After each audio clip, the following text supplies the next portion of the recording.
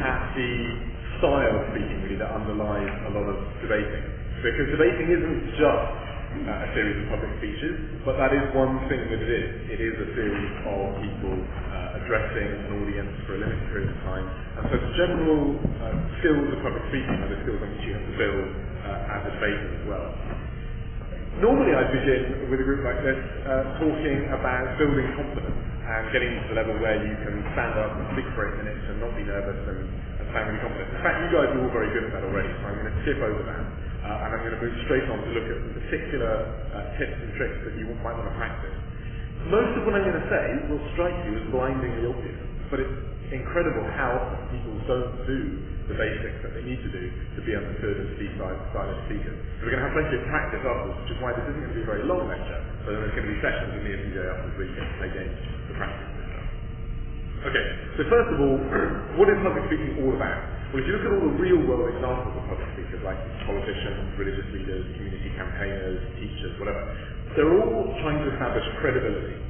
Credibility so that you listen to what they're saying, you approve of them saying it, and hopefully you believe it, whether they're able to inform you or persuade you, to inspire you to some action. All public speeches contain those kind of aims to some degree or another. We normally deal mainly with persuasion with the other two bits, information and inspiration as kind of subsidiary to that. But everybody has to persuade at some point, and everybody has to inform as well. So we try and build up credibility. Now, if you're a member of the armed forces, or you're a teacher, or you're a lawyer, or whatever, you often have a title or an introduction or a uniform that lets people know that you have authority, because that basically what brings credibility, is the authority of knowing what you're talking about. But in competitive public speaking, especially when you're at school or at university, you don't have any of those things. So you have to, in spite of the fact that you're in a competition sometimes, there's certainly apart from that, develop credibility and develop a persona that convinces the audience that you know what you're talking about, you have a right to be there, you have a right to be speaking. So if there are 3 types of credibility: initial credibility, that kind of title that you come in with that shows that you're an expert, or acquired credibility, which is the kind of credibility that you build up if you come in and say, you don't know who I am, but I'm really clever. I got straight A's at school, and my father was the professor of cunning at Oxford University, and this is why I'm qualified to speak to you. That's kind of acquired credibility. During your speech, you convince people that you're some sort of genius. And what you guys have to rely on, really, because none of those things are going to be true, I guess, is resultant credibility. In other words, have you delivered a really good argument, have you delivered it in a way that people listen to? And you can convince someone of something even if you have no reason to say that you're some sort of genius or you're cleverer than them. You can still convince them if you present a good argument. And that's a result of credibility, and that's what you're aiming for in debate. So how do we build up resultant credibility? What makes us persuasive to start with? Well, the ancient Greeks did a lot of public speaking, knew a lot about politics, and Aristotle came up with 3 elements that make us persuasive. He called them ethos, logos, and pathos, right? So some of you are already familiar with them. So what sort of English words do we get from those 3 Greek words? Kind of gives away what they're about as well. Anybody tell me? Any Greek scholars? So ethos, that's Greek for character. What kind of English words do we get from that? Yeah, ethics, good. So that means, who are you to be telling me this? That could mean either who are you, like what is your expertise in this field, so it's a bit like credibility, why are you qualified to come and tell me why we should build more nuclear power stations? And you're going to have to show people that you know what you're talking about, you sound professional in order to establish ethos. But it also means, like, why are you telling me about this? What is your character? What are your motives? So salesmen very rarely say, you should buy this product because I'll make a lot more money if you do. They normally say, you should buy this product because it's really good, it's good value. So although both things would be a reason to do something, if your reason is going to appeal to the audience, you have to have the right motive behind it. You have to seem like you're a nice guy, you're on the audience's side, all that kind of stuff. So that's ethos. Pathos, Greek for feeling. What kind of words do we get from that in English? What? Not mythology, actually. No, that's a different derivation. But if we say that I'm sympathetic towards you, or I can empathise with you, then we're talking about 2 types of happy, 2 types of feeling. Sympathy to sort of feel for you, empathy to feel like you're feeling, or try to feel like you're feeling. So words like that, pathetic, generally, if we say that someone is pathetic, it means they elicit emotion from us. If we feel sorry for them. A pathetic fallacy in literature is a description for when authors use things like the weather to mirror the emotions of their characters. So it's a dark and gloomy day, often a dark and gloomy thing is going to happen because there's this, magical connection between the feelings of the characters and what goes on in the book. So pathos itself is an English word. It's about eliciting emotion. Now, sometimes we get really suspicious of this. We think that it's a dirty and underhand way to convince people to whip up emotions. We think people like Hitler, the demagogues of history, who got his audience going by coming out with things that didn't make any logical sense, but were passionately delivered and kind of whipped up his crowd to a pitch of hysteria. Well, all types of arguments and all types of persuasion can be naive, they can be dangerous and nasty things. And so, as good citizens, we need to know what it is that we're watching when we see politicians use persuasive tricks. But that's not necessarily more true of pathos or emotion than it is of reasoning, which can sometimes be fallacious and misleading, or attempts to establish character. The key thing really about the way that we tend to use pathos, feeling and emotion in debating is to develop connotations and connections between what we're saying and other beliefs that people already have. So if I'm talking to you about abortion, and I want to say that abortion is fine and should be allowed, I might say, well, ladies and gentlemen, today I want to talk to you about the premature termination of human fetuses in the first 2 trimesters of gestation. Ooh, big scientific words, we're thinking about doctors, white coat hospitals, operations, stuff that we trust. If I'm wanting to convince you that abortion is terrible, I might stand up and describing exactly the same thing as describing abortion. I might say, I'm going to talk to you today about the legalized murder of unborn infants by those people who are supposed to hear them. Okay? So I'm using now really strong, morally connoted words like murder, image words like infant. Both these things are what we call euphemisms, right? Again, the Greek word means sounding nice, to make it sound nice, or in this case, make it sound more like what we want it to sound like. Okay? Everybody uses euphemisms to some extent. We quite rightly say normally that they're naughty things and people shouldn't be euphemistic, they should say what they mean. And as an audience, we certainly want to, okay, so that we can make our own minds up. As a speaker, we have to choose from the many different vocabulary options that English offers to choose words that are going to connote the audience's mind with things that they like or they don't like, depending on whether we want them to like or dislike what we're talking about. So that's something to think about in pathos. We can look at this a bit more closely against the speeches in a second. Yeah, it really will be a second, I'm going to get off now. And finally, logos, Greek for word or reason, obvious. English word comes from there. Logic, yeah, and we like to think, not really true, but we do like to think, but what really convinces us is logical argument. And we're all persuaded by reasoning and evidence, and nothing else really matters. We put everything to one side. What we want to see is an argument that makes sense. And it's certainly true that you do need to present an argument that makes sense in debating. It's also true to say that there will almost, well, in fact, in debating will always be an opposite argument that also makes sense. Okay? Otherwise, we just have debating sorted out by computers. We set 2 robots off with the instructions and they come out with the correct answer. So it's not true to say that logic is enough to carry. You have to choose between 2 competing sets of logic in a way. That's why you need the other 2 factors. But you do still need this logical argument. You might be deducing the conclusion that you want people to believe in from some premises that you lay out. So you might say, there's a problem with global warming, it's going to be really harmful, there's stuff that we can do about that. Build up a series of premises that you prove the truth of, and then using a deductive argument, establish your conclusion. Okay? Deductive argument, syllogism is a really good example of a deductive argument. Socrates is a man, all men are mortal, therefore Socrates is mortal. Classic example of a conclusion that, if the premise is true, has to be true. No other way out of it. Your hands are tied as a logical human being into believing that conclusion if you believe those premises. So there are other forms of argument, much more common in debate, that don't absolutely establish this conclusion. We're going to go a bit more into this when we look at argumentation, but inductive arguments basically are things that say, look, a load of stuff will happen in the past or in other cases like this, and then we apply some inductive principle, more or less like the future will be like the past, or this case will be like all those other cases. And we say so from the evidence that we've seen, we're likely to see this in the future. The causal arguments, the deductive arguments, arguments using lots and lots of illustrations and evidence for inductive arguments. And all science really works from induction as well. You can't really use things as science. So those are the 3 areas in which we're persuaded.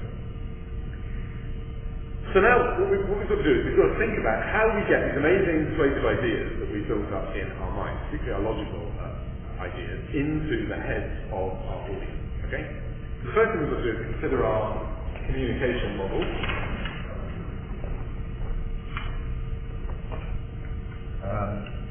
Everybody can remember this, right? So I wrote it up.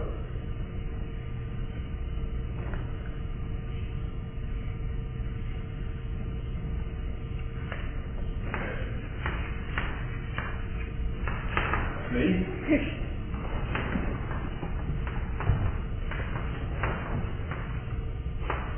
That's you.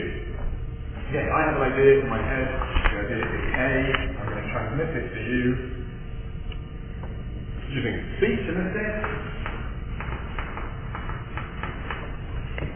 I'm going to get some feedback from you so that I know what exactly is going on. So that's you falling asleep, looking out of the window, laughing, taking notes attentively.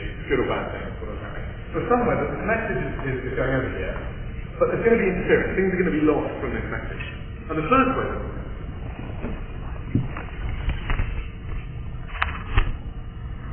the first way that things can get lost is by physical factors of just not speaking loudly enough. It's the most obvious thing to happen in public speaking. But people so often speak too quietly for people at the back of the large room to hear them. Or they speak too quietly to get over the ambient noise around them of traffic in the street outside or people scraping chairs. Remember to speak loudly enough. But not so loud it's really difficult to listen to! Okay? You have to pitch your voice at the right level. You've got to speak at a volume that carries your voice but doesn't deafen people and doesn't put them off. Obviously we do that, but you've got to remember to do it constantly. You've got to speak to most people who understand as well. Particularly if you're speaking language that people don't understand or to a second language, they're not able to catch everything you say. Right? You've got to speak at a pace that people can understand as well. Especially if that's someone's second or third or additional language that you're speaking in, you've got to be able to speak so that people can actually grasp all the different words that you're saying. You've got to clear up, right, read the end of the sentences, use all the not it, so you're saying, yeah. Don't speak so people can't tell what I'm saying to him, stuff like that, yeah. You all got that, okay? Clear speech as well. So it's all this is so obvious, right? Loud, well-paced, clear. I think well-paced, like the loudness, you should speak not too slowly as well as not too fast. But actually, I don't think I've ever seen anybody in a space speak too slowly. So don't worry about that. Don't worry about speaking too quickly. I'm probably speaking a little too quickly now. It's really easily done. And finally, just in terms of getting your message across, facing the audience and having an open delivery, an open projection of speech is going to be important. If I have my hand in front of my mouth all the time, or if I'm looking away, looking down at my nose and I'm speaking like this, then it's going to be more difficult for you to understand. Because people also get what you're saying from lip reading, even if it's just subconsciously, as well as they do from hearing. Right, so then there are psychological factors which mirror those four physical factors, which we're also going to have to think about. Because those four physical factors make sure that people can hear you, but hearing something isn't the same as listening to something. I mean, who here lives by a really busy road? You know, a bit of freeway or anything, or it's just a major street. I mean, I live in London, I live by a very busy road, and it's got, loads of vehicles going up and down in the middle of the night, and taxis and buses and stuff. But I still get to sleep, right? Because I'm not listening to these things, although I'm not deaf and the window, unfortunately, isn't very thick. I can hear all the stuff, but I don't listen. This is monotonous and it drones on. And if you become the kind of speaker who sounds a bit like traffic going past your window at night to the extent that nothing ever changes about the way that you speak and everybody quickly becomes quite bored of what it is that you're saying, they will switch off because they can no longer follow you because it goes on like this until eventually they just tune you out in the background like on the radio. Okay? So, monotone speaking, terrible, okay? And terrible because people will switch off, people will look away. This isn't like one-to-one conversation. You're in a party situation when you're speaking in a debate. There's loads of things going on, things that could distract people. And in just the same way that you can be having a conversation with someone at a party, and next door someone else is speaking about something, but you don't hear it, you don't take it in, because you've tuned it out. It's death for public speaker if people tune you out. So vary the volume at which you speak, the speed at which you speak, break up your speech using pauses that draw people in, so that they are constantly re-engaged with what it is that you're saying. They constantly snap back in as their attention begins to waver. You say, okay, we're going to get back onto track now with my next point, and let's continue with that. Suddenly the pitch changes or volume changes or whatever. Your sentences need to be of such a kind that they can be easily absorbed, right? I'm not the best example of this now, but if you come out with sentences that have lots of sub-clauses, lots of terribly complicated things in them before you get to the conclusion or the end, or the verb, then you're going to lose people, okay? So try and keep the sentences short and snappy, and try and make sure the verb is obvious.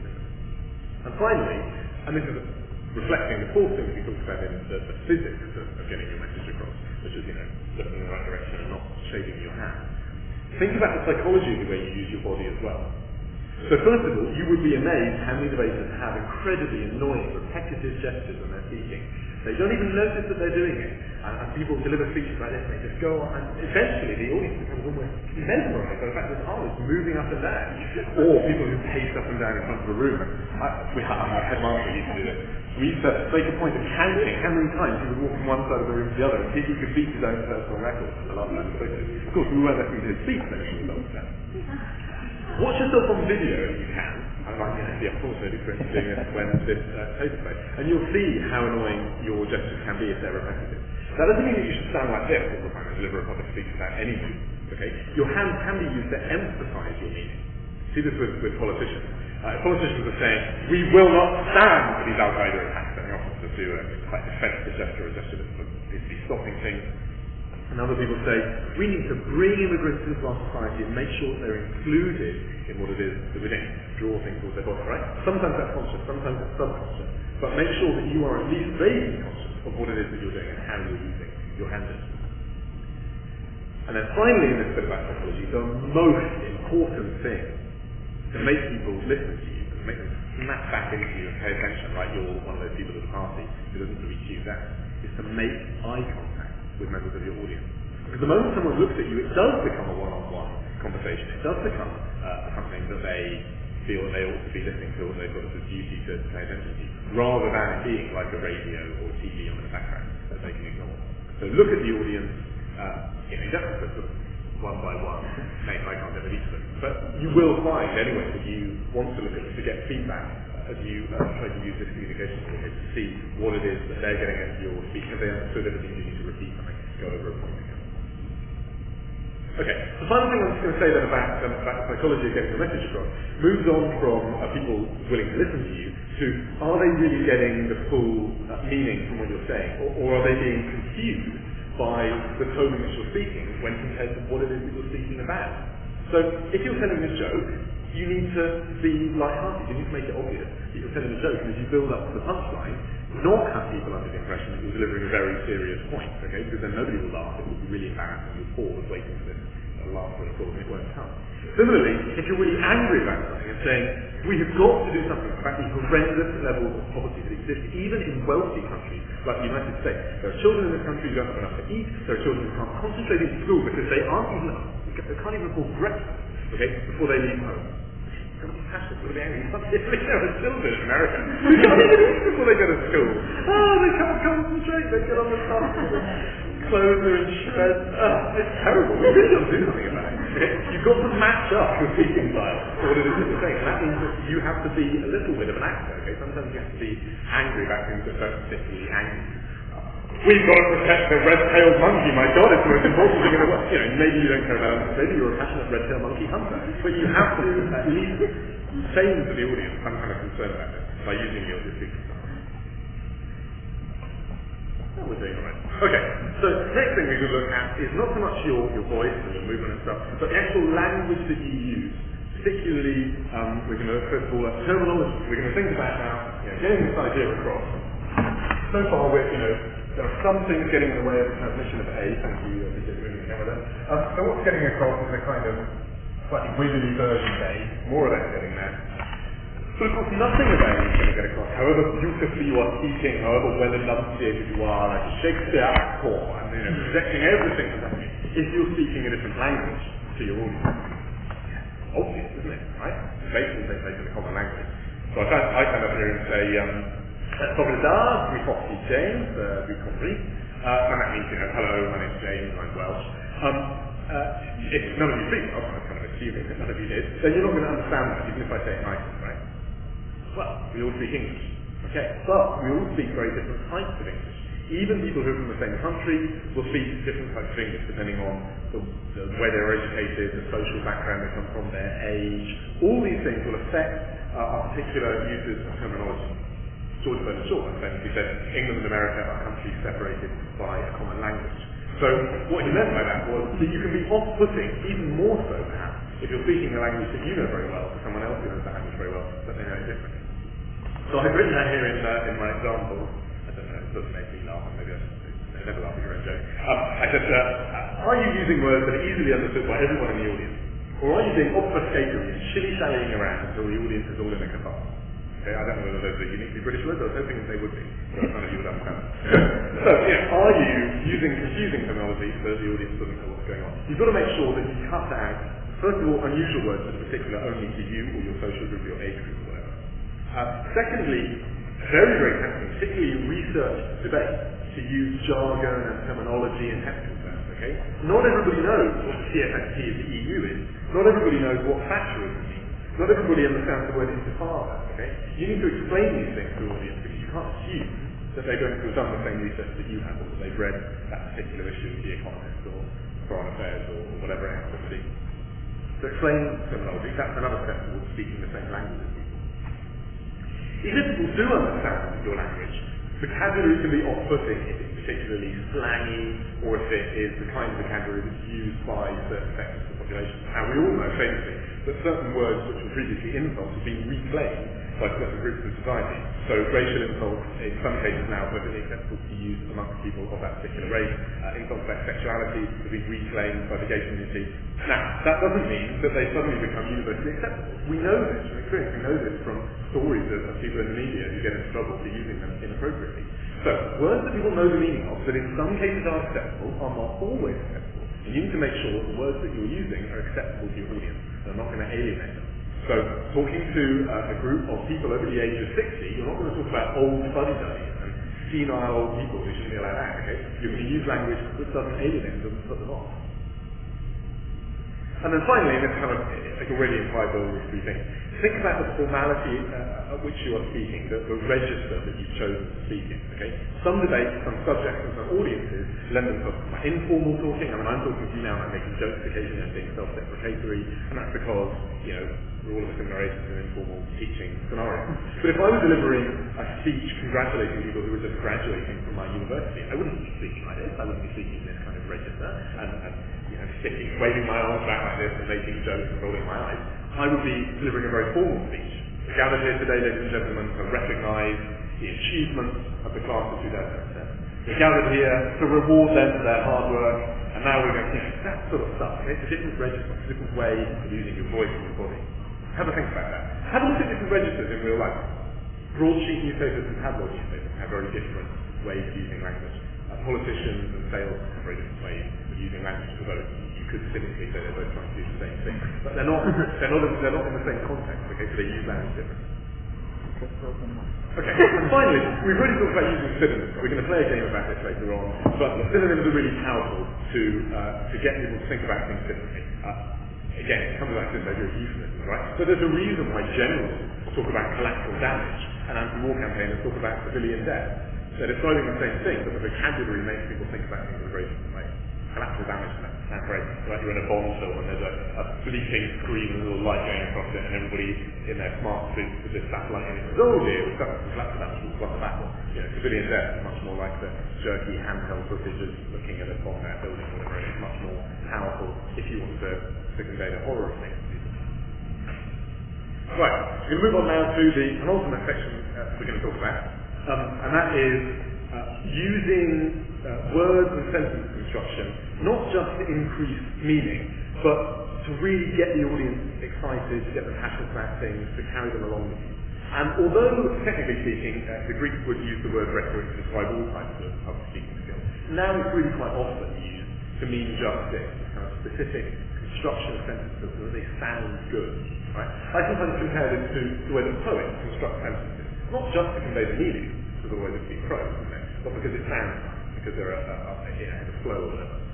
And similarly, musicians construct phrases that kind of do things to us that lead us to actually anticipate the next note in a particular musical phrase. And that's a bit what rhetoric does. Two ways to look at this. Firstly, beginnings and endings of speeches are really important places to use rhetoric. Work out what it is you're going to say. Okay? It's not actually very important what it is. Try and not be mundane. Try not to begin with, well, ladies and gentlemen, the motion today is that you should build more nuclear power stations. I have 3 points. The first one is going to be economic, the second is going to be... That's one way to begin a speech. That should be at the beginning of the speech somewhere. But don't open with that. Open with something like, Grand Acts in California, global warming across the world, what do these two things have in common? A shortage of cheap ways to generate benefits, or whatever it is. An image, some kind of thing that drags the audience in, grabs their attention, lets them know the problem. So begin with something that isn't formulaic, end with something that leaves your audience with a question to go away with, that extends the life of your speech, basically. What you want to do is you want to have the audience thinking about what you've been saying, even after you've finished. In that case, a bit like cheating, isn't it? You get more than 8 minutes. But it's not cheating, it's perfectly within the rules. So leave them with something to think about. Don't just say, so I've had 3 points today, economic, scientific and social, whatever. Say, so what do you want? Do you want a world where we spew out more carbon dioxide? Do you want a world where we pollute the environment just so we have slightly cheaper electricity, or just because you're scared of myths about meltdown? Or do you want this clean, shiny, whatever, go on. And deliver a sentence that you've thought about in advance, again, that is full of imagery. Now you'll notice that what I did there was I asked the audience a question. At the end, I said, do you want this, or do you want this world? Now I noticed yesterday, and this still happens, surprisingly often, people ask questions, we call those rhetorical questions if they're not going to be answered, because obviously the audience will have a chance to answer that. People sometimes ask rhetorical questions where they genuinely want an answer, or where the audience might answer in either of 2 ways.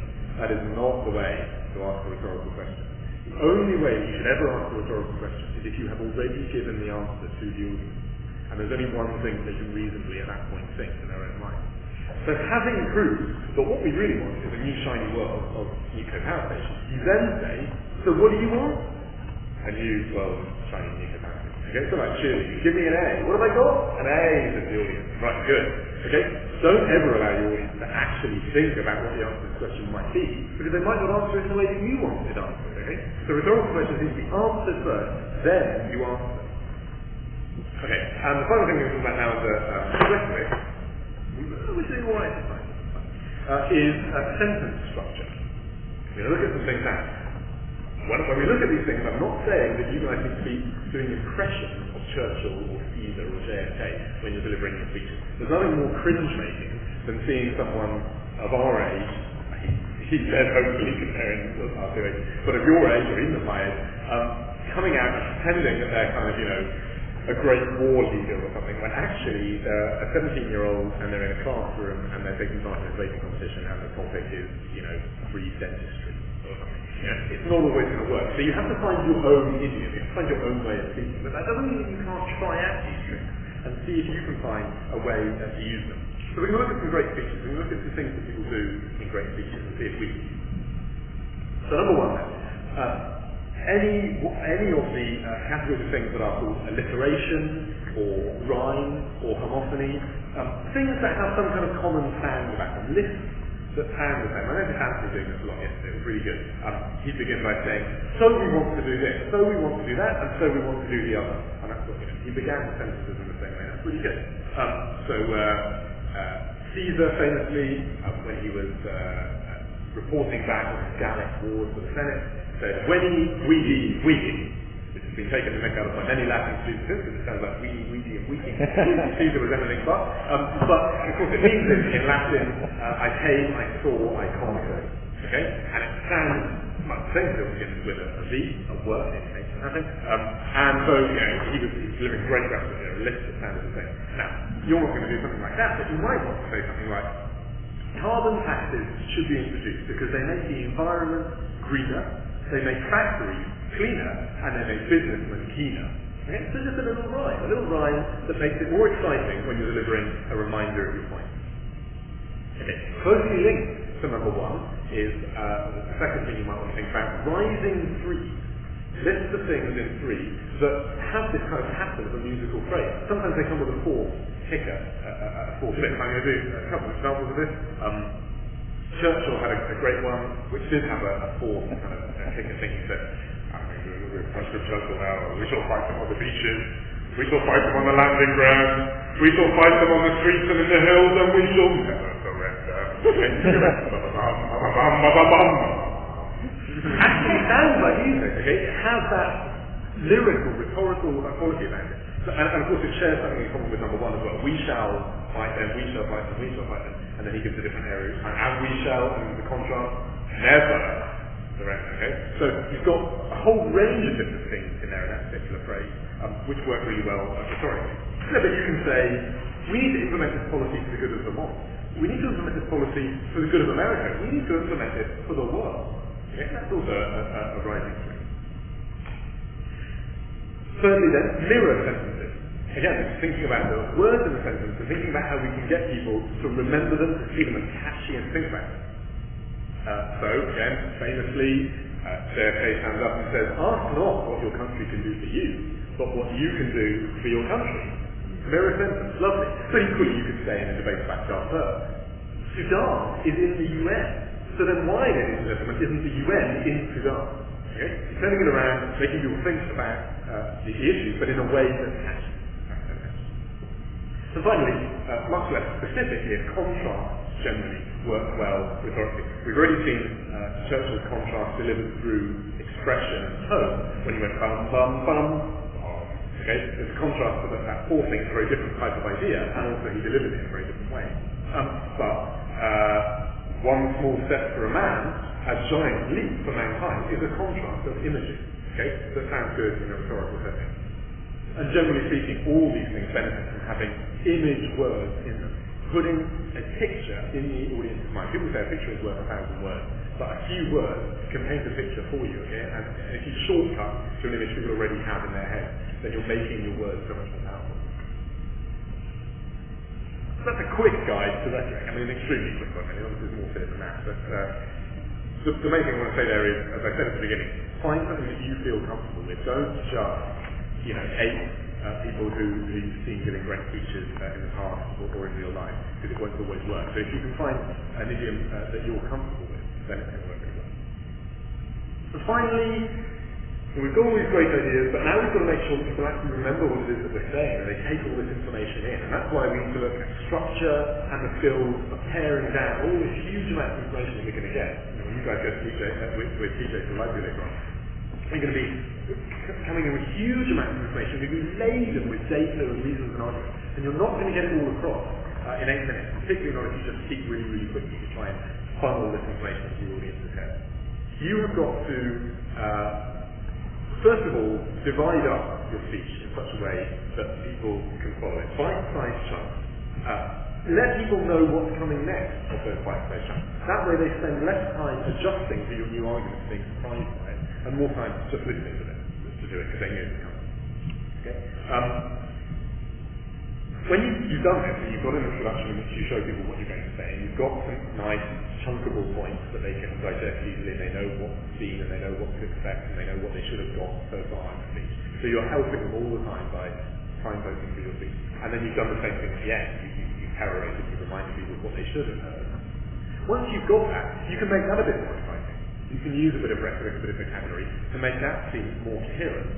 And one way of doing that is by creating a set of names to your point that have something that links them, something in common, something people maybe already know about. So I've got an example here. We're talking perhaps about environmental degradation. And you could say, I'm going to talk about soil erosion, and I'm going to talk about emissions, vehicle emissions, I'm going to talk about water pollution, and then finally I'm going to say that all this really stems from our energy production. We've got to stop that. Or you can say, today I want to talk about the 4 elements known to ancient man. And that it still just as true today, we're having an elemental impact on the environment. They knew about earth, air, water and fire, and that's what I want to talk about. I want to talk about earth, soil erosion. There's nothing much to that. I want to talk about air, churning out loads of stuff into the atmosphere from vehicles. I want to talk about water, heavy metal poisoning in our rivers, and I want to talk about fire, the most elemental source of energy, and it's still our source of energy now, burning fossil fuels. So those 4 elements are going to be my 4 points in today's speech. Right? Now, because people already know about the set of 4 elements, whatever it is that they happen to know about, your speech seems so much more coherent to them, okay? They can see it as a complete entity, as a deliberate plan, rather than the 4 things strung together, and when you get to the 4th one, you're running out of time, you rush through it, whatever.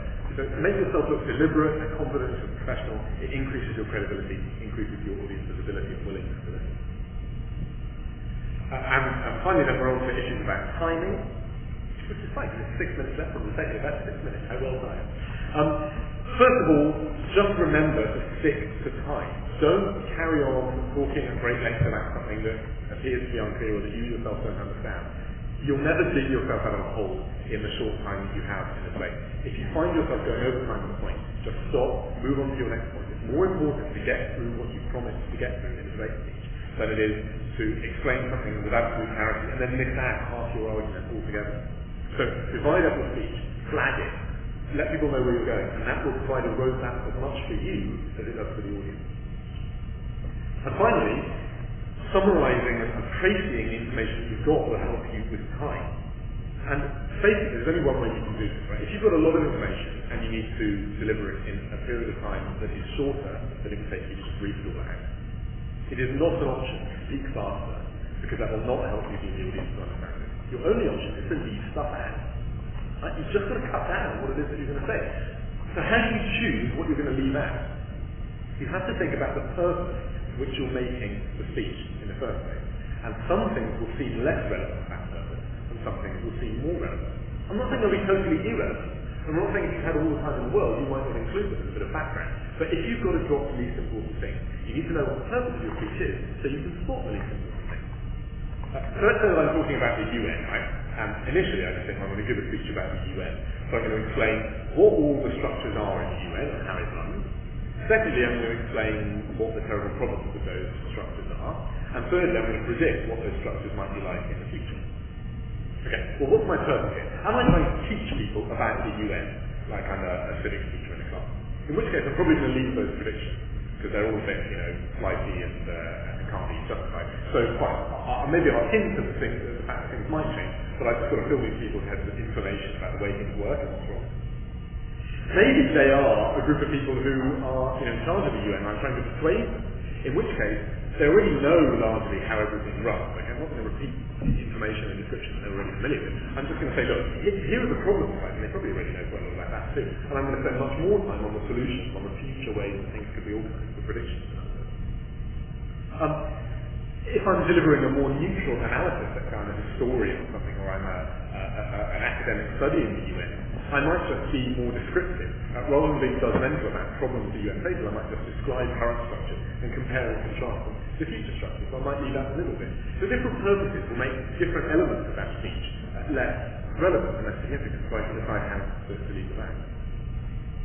Now, if you can't leave anything out, you think all those things are really important, have to think about the way that you're putting forward each of the bits of information you've got. I might have started out by saying, I'm going to talk about the General Assembly of the UN. I'm going to say how it works. I'm going to say what its problems are, which are caused by a few countries or a lack of money or something. And then I'm going to go on to say how we should change it. Then I'm going to talk to you about the Security Council. I'm going to say how it works, which is fairly similar to the General Assembly perhaps. So I'm going to say what its problems are, just caused by a few countries, maybe financial. Then I'm going to go on to say how we can enforce it. Then I'm going to talk about the Secretariat, and I'm going to say how and so on, right? So you're essentially doing the same thing at three different places, because you're looking at each part of the UN separately. How about if there are things in common between those three things? I say, first of all, I'm going to look at the way things run now. General Assembly, Security Council, they all basically run on a voting basis, one country, one vote, right? So I've already summed that up in one place rather than three. What's the problem? Some countries are very awkward, or the administration doesn't work very well. And that's true maybe in whatever section of the UN you are in, the same country. Somebody favour reference, somebody not paying their dues, that causes these problems. So again, you're seeing economically the way that you pass this data on, because you're gathering together as many different areas of description as you can into one description. So that really brings to an end with the art of summarising. That summarizes the art of public speaking, hopefully. As I say, there is a little bit more detail in the notes which are at the front, which we're about to hand out. But really, the only way that you get better at public speaking, and the only way that you can make sure that you are putting into practice these things which are basically really obvious, right? All the kind of speaking loudly enough, speaking clearly enough, you know you have to do it. The only way you can get better at that is by practice. And that's what we're going to do now for the next hour. We've got 5 or 6 games planned for you. Some of them are fun. I'll leave it up to you and your judgment to see how many are. But we're now going to divide into teams.